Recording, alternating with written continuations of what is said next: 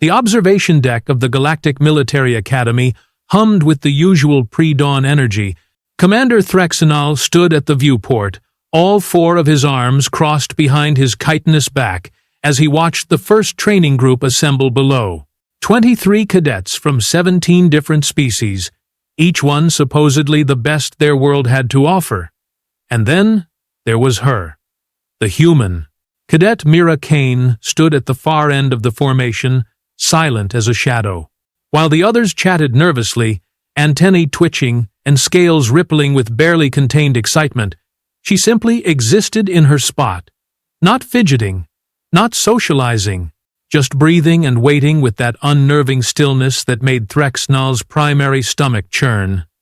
"That one concerns me," rumbled Instructor Valgor, a massive Craxian whose species had conquered 12 systems before joining the Alliance. His tone carried the weight of someone who had seen actual war, not just simulations. "The human?"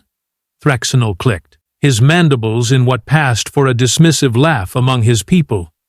"She has been here 3 cycles and has not spoken a single word to anyone. Not in class, not in the barracks, nothing. How she passed the psychological evaluation is beyond my comprehension. Perhaps that should tell you something.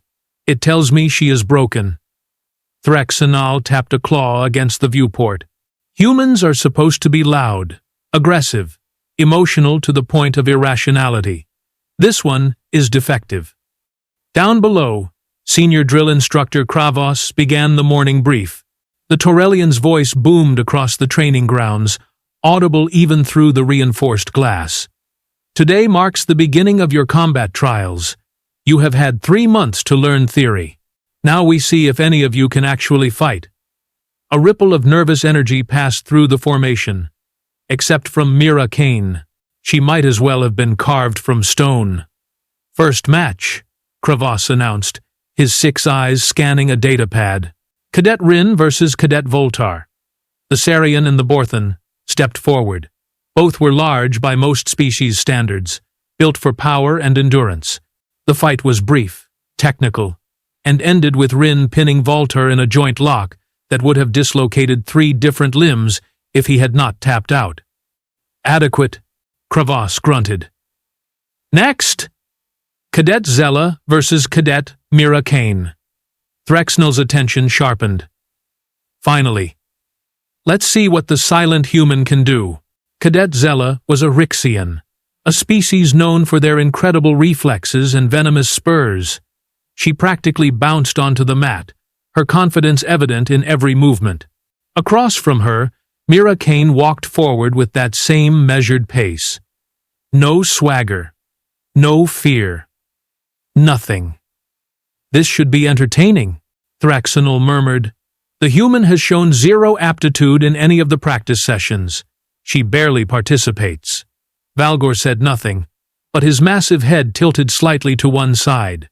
Kravos raised one clawed hand. "Standard combat rules apply. Fight until submission, incapacitation, or, I call it, begin." Zella moved first, a blur of green scales and flashing claws. She was fast, frighteningly so, closing the distance in a heartbeat with a spinning strike aimed at Mira's head. The human was not there. She had shifted her weight, just slightly, and Zella's claws whistled through empty air. Before the Rixian could recover, Mira's leg swept out in a low arc that connected with Zella's lead foot.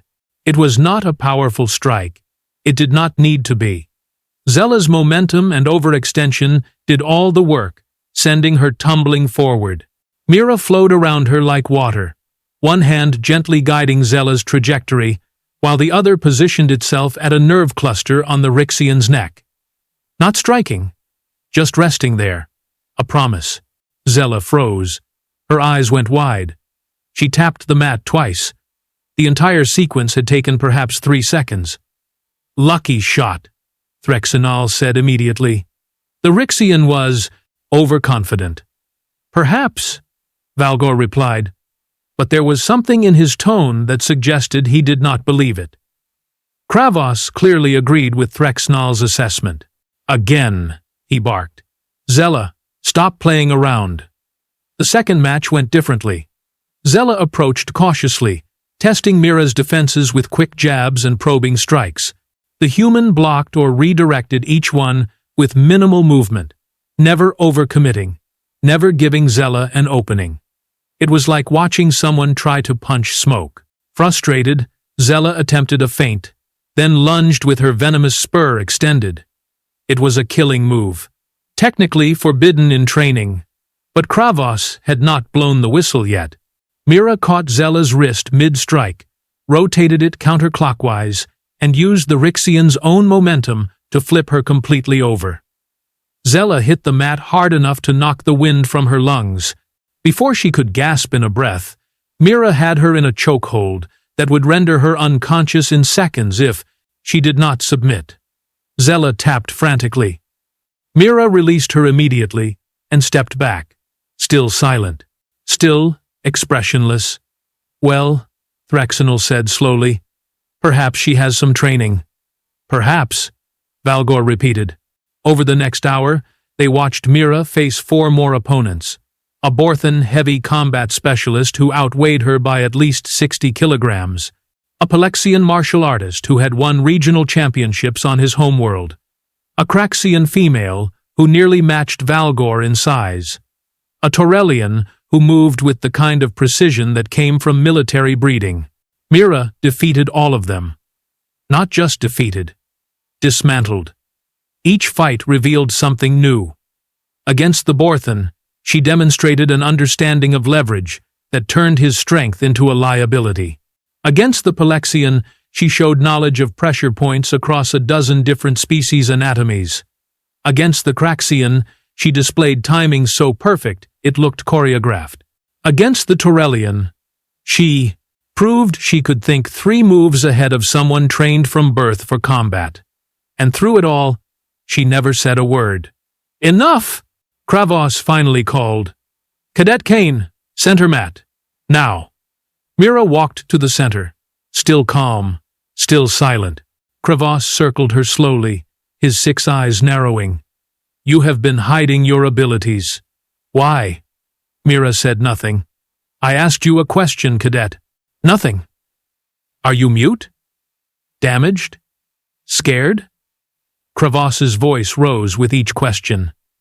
In my 30 years training soldiers, I have never seen someone so determined to be invisible. You do not speak in class. You do not socialize with your unit.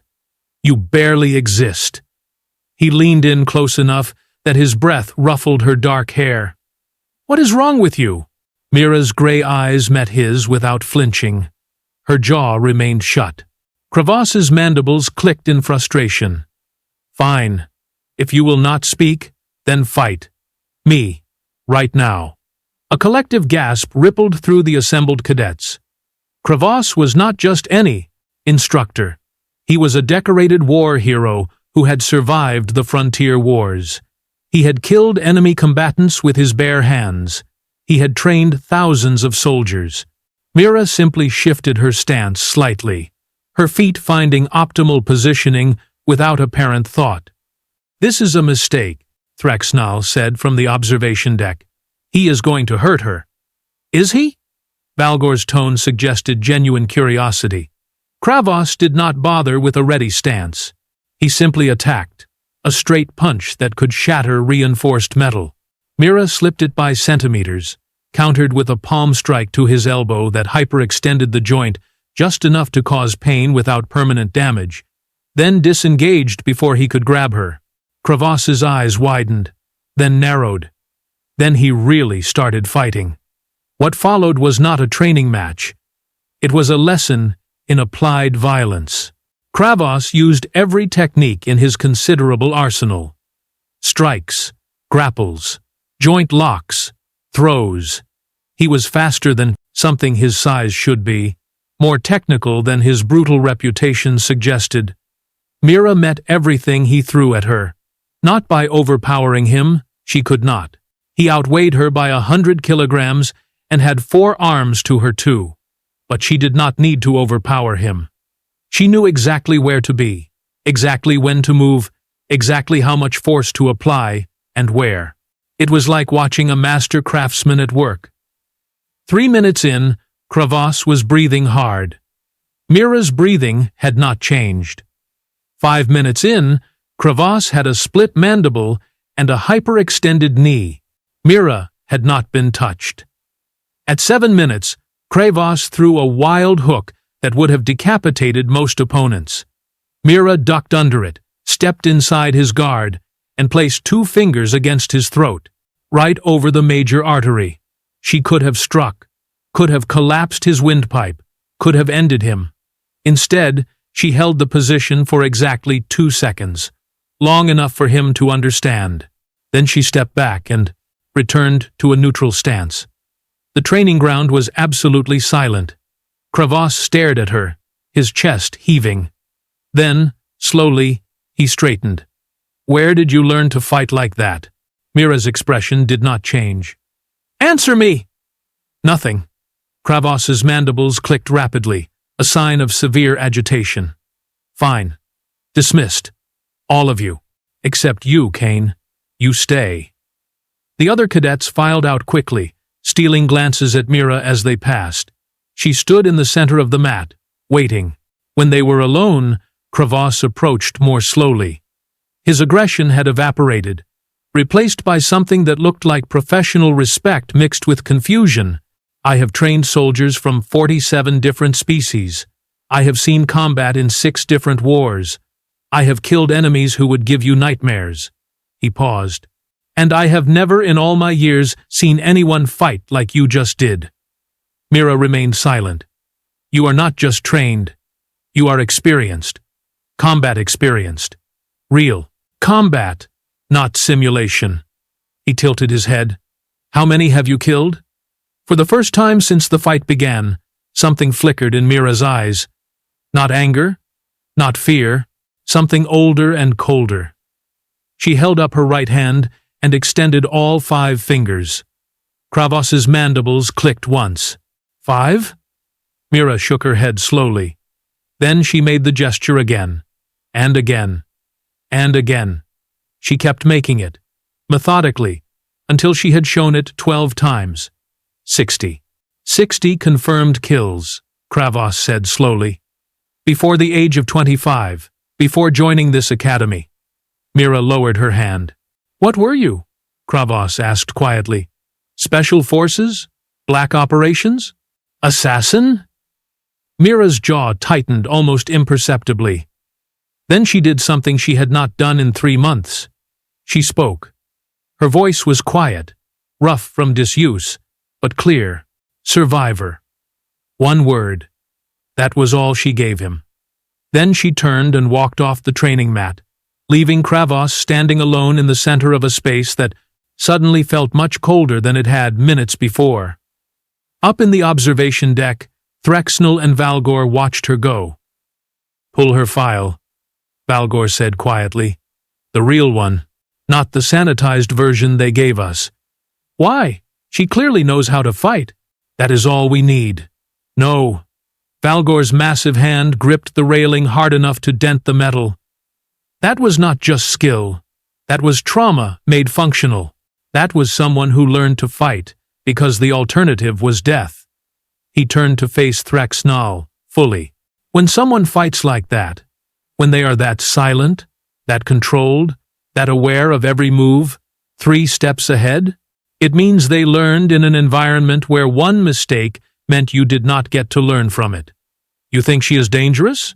"I think she is exactly what we need." Valgor's expression was grim. "And I think we are about to learn why humanity is not to be underestimated, no matter how quiet some of them are." Threxnel pulled up Mira Kaine's file on his datapad. The basic information was standard. Born on Earth Colony Theta 7. Applied to the Academy at 24. Passed all entrance exams with unremarkable scores. No military service listed.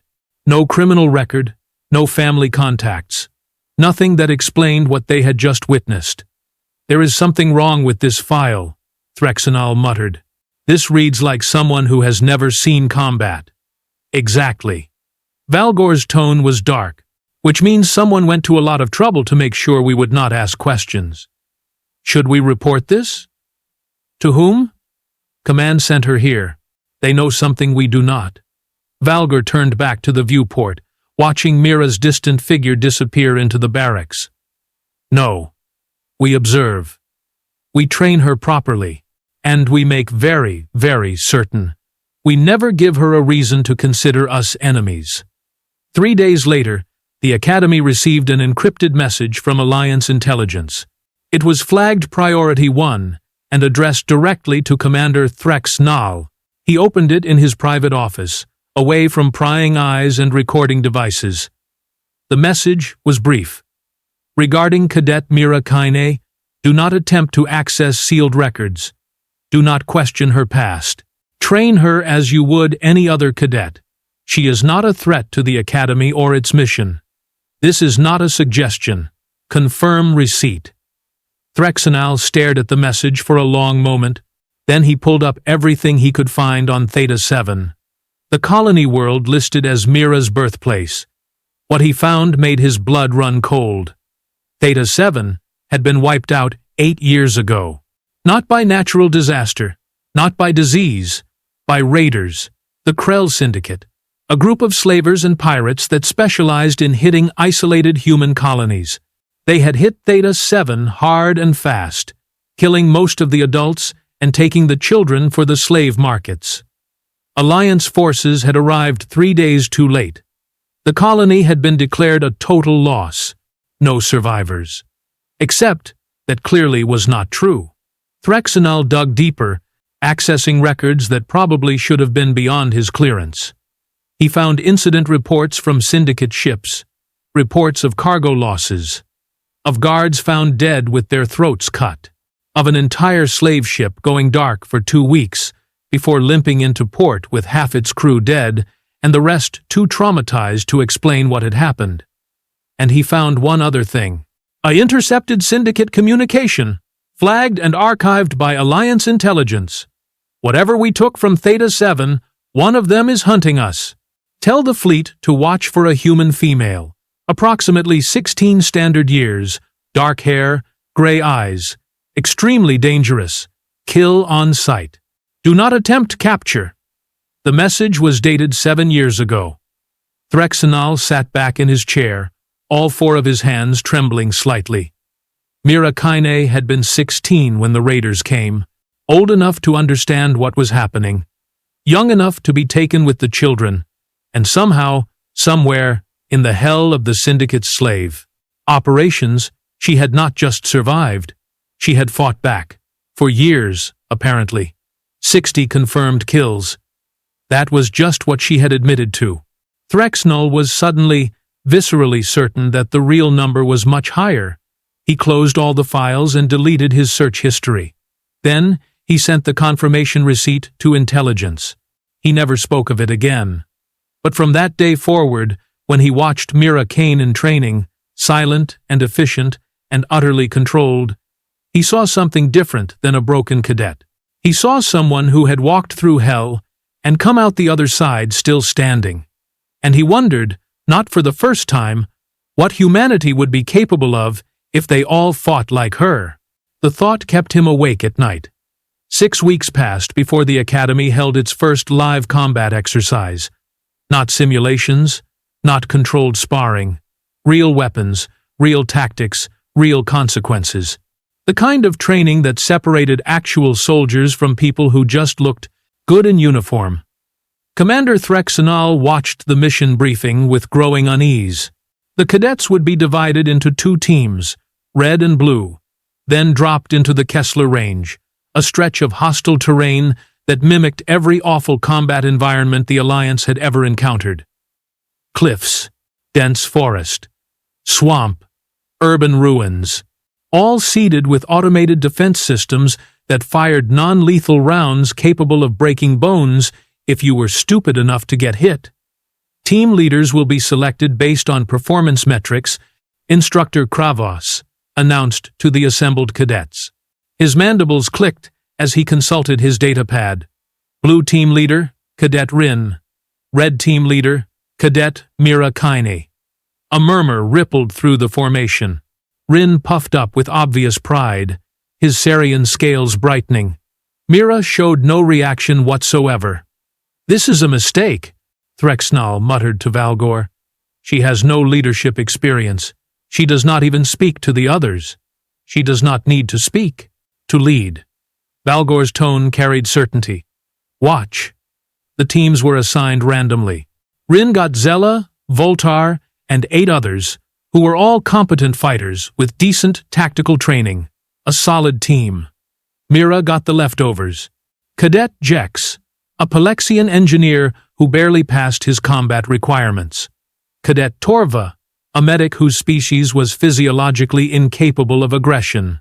Cadet Pike, a human male who talked constantly and followed orders inconsistently, plus 7 others who ranked in the bottom third of their class.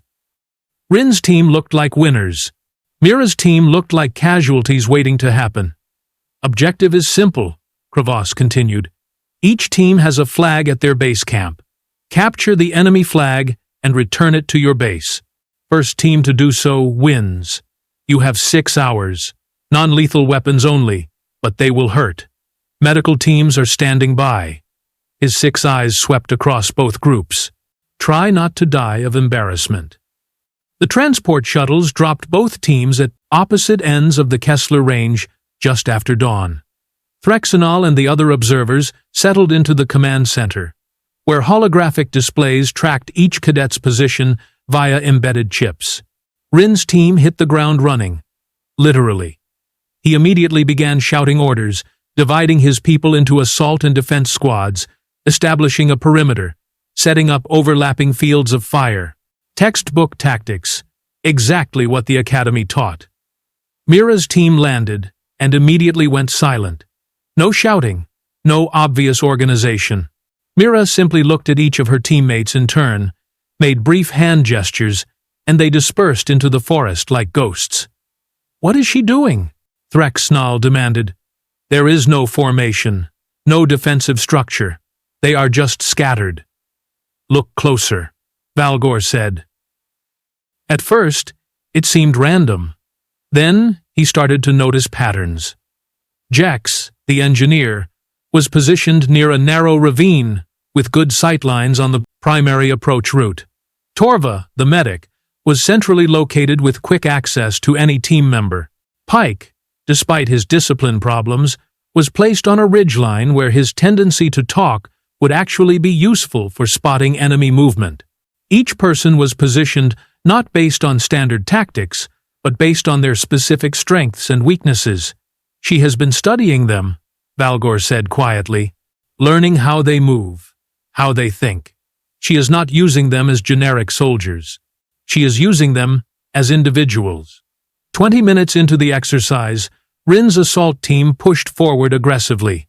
They moved in a standard wedge formation, weapons ready, communication constant. They looked professional, deadly.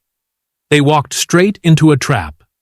Jex had rigged a series of primitive snares using local vegetation and equipment from his pack. Nothing sophisticated, but effective. 3 of Rin's soldiers went down in a tangle of vines and confusion.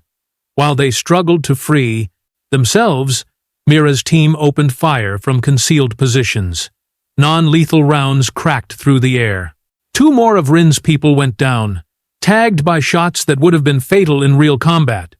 "Fall back!" Rin shouted. "Regroup at checkpoint 2. His team retreated in good order, carrying their wounded. Tactically sound, but they had lost almost half their assault element in less than a minute. How did she predict their approach? As sighed, Threxnal asked. "She did not predict it?" Valgor replied. "She created it. Look at the terrain. There are 3 viable routes from blue base to red base. She made 2 of them look more dangerous than they actually were." Rin took what he thought was the safest path and walked into an ambush. Exactly. Every time Rin organized a push, Mira's team was somewhere he did not expect them to be. They used the terrain like a weapon. They hit fast and vanished before Rin could respond. They turned every advantage Rin thought he had into a liability. Pike, the undisciplined human, proved to be an excellent scout. His constant talking became coded warnings that kept the team informed of enemy positions. Torva, the non-aggressive medic, used his species' natural empathy to predict when Rin's people were getting frustrated and likely to make mistakes. Jex kept rigging traps that were just sophisticated enough to be effective, but simple enough to deploy quickly. And Mira was everywhere and nowhere. She moved through the terrain like water, appearing to take shots that never missed, disappearing before anyone could return fire. She did not need to give orders because everyone already knew what to do. Somehow, in 6 weeks of silence, she had taught them to think like she did. By hour 3, Rin's team was frustrated, depleted, and reactive. They had stopped trying to capture the flag and were just trying to survive long enough to defend their own. That was when Mira made her move. While Rin's attention was focused on defending against the harassment attacks, Mira and 2 others circled completely around the engagement area. They moved so slowly, so carefully, that their tracker chips barely registered movement. It took them 90 minutes to cover 2 kilometers. When they emerged from the forest at the edge of Blue Base Camp, there was only one defender left, Cadet Voltar, the Borthan who had lost to Rin in the very first sparring match. Voltar never saw them coming. Mira disabled him with a single shot to the knee joint. Not cruel, just efficient. He went down hard, his weapon clattering away. Before he could even reach for it, one of Mira's teammates had secured him. Mira walked into the base camp, retrieved the blue flag, and began the journey back. That was when Rin finally realized what had happened. "All units, fall back to base!" His voice cracked with panic. "They are going for the flag! Move! Move! Move!" But it was too late. Mira's harassment teams had positioned themselves perfectly. As Rin's people tried to rush back, they ran into a coordinated ambush, not designed to destroy them, just to delay them. 30 seconds. That was all Mira needed. She crossed into red base territory and planted the blue flag next to her own. Exercise over. The command center erupted in chaos. Instructors were shouting, checking displays, convinced there had been some mistake. This was not how these exercises went. The team with better fighters was supposed to win. That was the whole point. Threxnal sat in stunned silence, watching the holographic replay.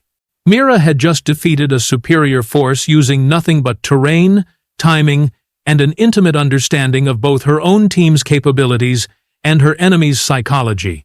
It was the kind of victory that military theorists wrote papers about. "Get them back here," Kravos ordered. "Now." The shuttles retrieved both teams. Rin's people looked exhausted and humiliated. Several were limping. All of them avoided eye contact with the instructors. They had lost to the worst team in their class, and everyone knew it. Mira's team looked confused, but quietly proud. They had won against impossible odds and still did not quite understand how. Mira herself looked exactly the same as always. Calm, silent, present, but somehow distant. Kravos assembled everyone in the main briefing hall. His 6 eyes blazed with an emotion Threxnal could not quite identify. Anger? Respect? Both? "What we witnessed today," Kravos began, his voice dangerously quiet, "was an absolute dismantling of conventional tactics. Cadet Rin, your team was better trained, better equipped, and had more combat capability. You should have won easily." Rin's scales darkened with shame.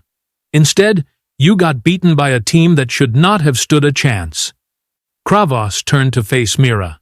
"Cadet Kaine, explain your strategy." Mira stood, said nothing. "That was an order, Cadet." Still nothing. Kravos's mandibles clicked rapidly. "Fine. Then let me explain it for you." He activated the holographic display, showing the exercise from the beginning.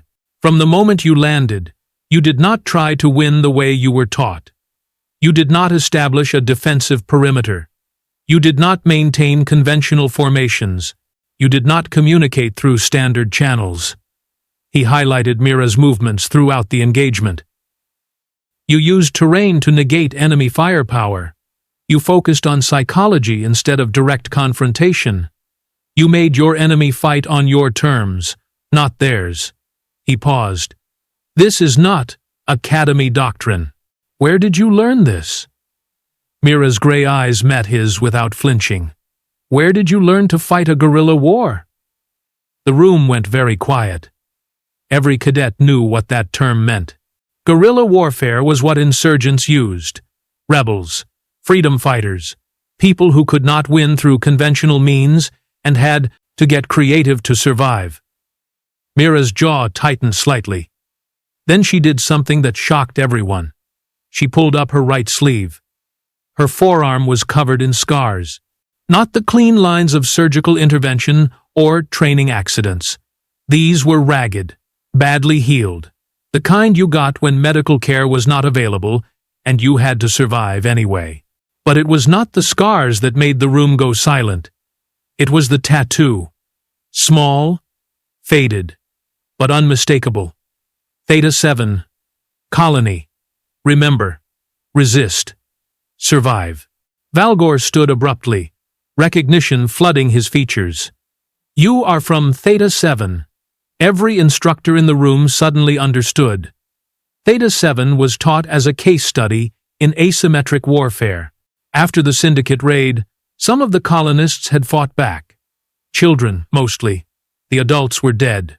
The kids who survived the initial attack had waged a brutal guerrilla campaign against their captors for years.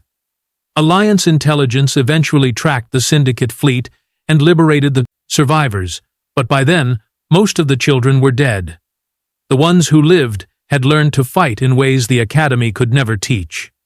Mira lowered her sleeve and sat down, still silent. Kravos studied her for a long moment. Then he turned to address the entire room. There is a saying among my people.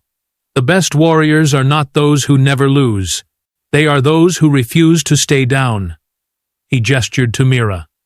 This cadet has fought battles none of you can imagine. She has survived horrors that would break most soldiers.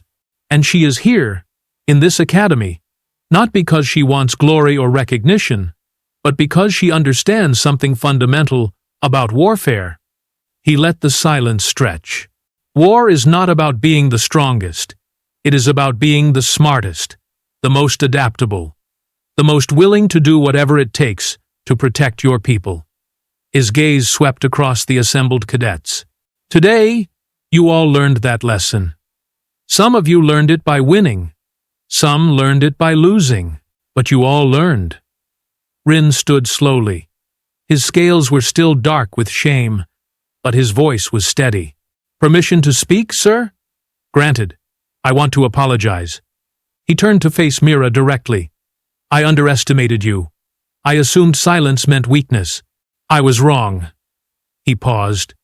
You are the best tactical mind in this class, probably in this entire academy, and I would be honored to serve under your command in a real engagement. One by one, other cadets stood, echoing Rin's sentiment, acknowledging what Mira had shown them. Mira watched them all with those gray eyes that had seen too much. Then, slowly, she nodded once. Acceptance, maybe even gratitude. She still did not speak. 2 months later, the Academy held its graduation ceremony. 50 cadets had started the program. 43 finished. Among them, Cadet Mira Kaine graduated top of her class in tactics, close quarters combat, and survival training. She received her commission as a second lieutenant in the Alliance Defense Forces. Her first assignment was to a frontline unit engaged in anti-piracy operations near the frontier, the same frontier where the syndicate still operated. Threxnal handed her the assignment personally. This is dangerous work. The syndicate has no honor. They will use every dirty trick they know. Mira took the orders and met his eyes. Then she spoke. Only the third time he had heard her voice. Good. One word. But Threxenal understood perfectly. She was not going to the frontier to keep the peace. She was going hunting. 3 weeks after Mira shipped out, Threxenal received another encrypted message from Alliance intelligence. This one was even shorter than the first. Syndicate operations in Sector 7 have ceased. Cause unknown. Investigation ongoing. Attached was a classified image captured by a reconnaissance drone. It showed a Syndicate command ship, disabled and drifting. Its hull was intact. Its systems were operational, but its entire crew was dead. On the bridge, written in the captain's own blood, was a message. Theta 7 remembers. Threxenal deleted the message immediately. He never mentioned it to anyone. But he understood something then that would stay with him for the rest of his career. Humanity had many strengths: ingenuity, adaptability, emotional bonds that made them fight harder for each other than most species could comprehend. But their most terrifying trait was not their strength or their intelligence. It was their memory. Humans did not forget. They did not forgive. And when you hurt them badly enough, when you pushed them past the point where mercy meant anything, they became something the galaxy had never truly understood. They became inevitable. Mira Kaine had spent 8 years being hunted. Now she was the hunter. And somewhere out there, in the dark between stars, members of the Syndicate were learning what it meant to be prey. The instructors had mocked her silence. They had questioned her competence. They assumed her stillness was weakness. They were wrong. Her silence was not emptiness. It was focus. And her combat history had not spoken louder than words. It had screamed. Threxenal stood at the same viewport where he had first watched Mira, looking out at the stars. Somewhere out there, a war was being fought. Not the official one. The other one. The one where soldiers like Mira Kaine settled debts that politicians preferred to ignore. "Do you think she will survive?" Valgar asked, joining him at the window. "I think," Threxenal said slowly, "that survival is not what she is after anymore." "Then what?" "Justice. Or the closest thing to it that people like her can achieve." Valgar nodded slowly. "The Syndicate will come to fear that name. Mira Kaine. They already do," Threxenal replied. "They just do not know it yet." Far away, on a ship cutting through hyperspace toward the frontier, Lieutenant Mira Kaine sat alone in her quarters. Her service weapon lay disassembled on the table, before her. She cleaned each piece with the kind of precision that came from years of practice, years of survival. On her wall, she had hung one photograph: a colony world, green fields, simple buildings, happy faces. Theta 7. Before the raid. She studied it for a moment. Then she finished reassembling her weapon, checked the charge, and holstered it. She did not need to speak her intentions. Her actions would do that for her. And in the darkness between stars, something old and terrible was about to learn a lesson that humanity had been teaching for millennia. You can break them. You can hurt them. You can take everything they love. But if even one survives, they will find you. And they will make you pay. The story of the silent cadet who became a legend was just beginning. The instructors who mocked her would spend years telling the story to new classes. A warning, an inspiration, a reminder: never underestimate the quiet ones. Because silence does not mean acceptance. Sometimes it just means they are choosing their battles, and when they finally decide to fight, the galaxy itself holds its breath.